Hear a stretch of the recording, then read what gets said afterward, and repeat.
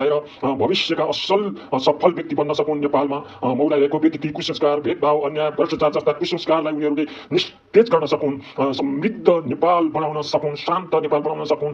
यस्ता कुराहरूमा उनीहरू उत्तरदायी, इमान्दार भएर देश हाँक्ने असल नागरिक बनेर यो देशलाई साँच्चै समृद्ध, शान्त, मेलमिलाप र सुसभ्य बनाउन सकुन्। यस्तो काममा हाम्रा युवा पुस्ता जेन्जी भाइ बहिनीहरू लाग्न सकुन्।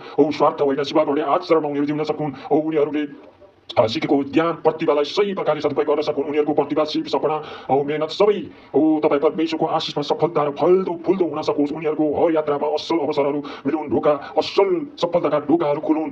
शिखरमा उनीहरू पुग्न सकुन्, सफलताको शिखरमा पुग्न सकुन्। उनीहरूको जीवन भूगोल, जात, वर्ग, धर्म, कर्मको आधारमा कसैलाई भेदभाव नगर्ने असल हर नेपाली र हर नेपालीलाई सम्मान, इज्जत, माया, आदर, इज्जत गर्ने नागरिक उनीहरू बन्न सकुन्। तपाईँ परमेश्वरले दिनुभएको आशिषलाई ग्रहण गर्न सकुन्। कतिपय जेन्जीहरूको जीवनमा अहिले आएको निराशा, विफलता, रोग, समस्या, दुर्बलता, दुर्घटना, डिप्रेसन जस्ता समस्याहरूलाई यसु प्रभु तपाईँ परमेश्वर महान यसु ख्रीष्टको सामर्थ्य नाउँमा उनीहरूबाट म हटाउँदछु। उनीहरूको जीवनमा छुटकाराको घोषणा गर्छु। उनीहरूलाई प्रभु सान्त्वना दिनुहोस्, चङ्गाई दिनुहोस्, निको पार्नुहोस्। प्रभु तपाईँ परमेश्वर पवित्र आत्माको छुवाई हुन सकोस्। उनीहरूमा शारीरिक, मानसिक चङ्गाई आउन सकोस्। आशिष र बल, बुद्धि, शान्ति उनीहरूमा प्राप्त हुन सकोस्। परमेश्वर नयाँ उजाला, साहस र सफलता र चङ्गाई उनीहरूको जीवनमा आउन सकोस्। परमेश्वर उनीहरूमा आशिषका ढोकाहरू खुल्न सकुन्। प्रभु परमेश्वर तपाईँलाई विश्वास गरेर, प्रार्थना गरेर निको हुन सकुन् र व्यभिचार जस्ता कुरा, लिभिङ टुगेदर जस्ता विकृति, समलिङ्गी विवाह जस्ता विकृति, यस्ता चलन चल्तीबाट, यस्ता विभिन्न दुर्व्यसनीबाट प्रभु तिनीहरूलाई छुटकारा दिनुहोस्, अलग राख्नुहोस्, त्यस्ता कुराहरूबाट बचाउनुहोस्। अविवाहितहरूलाई असल जीवनसाथी, विवाहितहरूलाई असल घर परिवार मिल्दो समझदारीको जीवन दिनुहोस् भने प्रार्थना गर्छु। तिनीहरूको जीवनमा तपाईँ सत्य परमेश्वरले येशू ख्रीष्टद्वारा उपलब्ध गराउनु भएको मुक्तिमा विश्वास गरेर अनन्त जीवनका भागीदार बन्न सकुन्।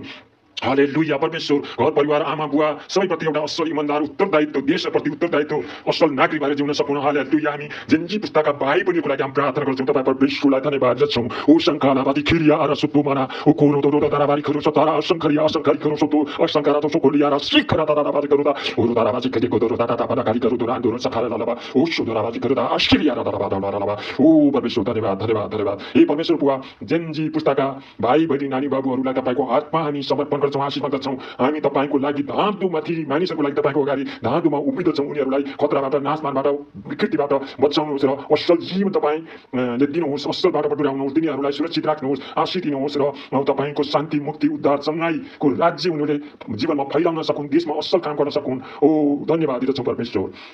जेन्जी पुस्ताका भाइ बहिनीको लागि गरेको प्रार्थना येशू ख्रीष्टको सामर्थ्य नाउँमा चढाउँदछौँ परमेश्वर बुवालाई। आमेन। हालेलुया। आमेन।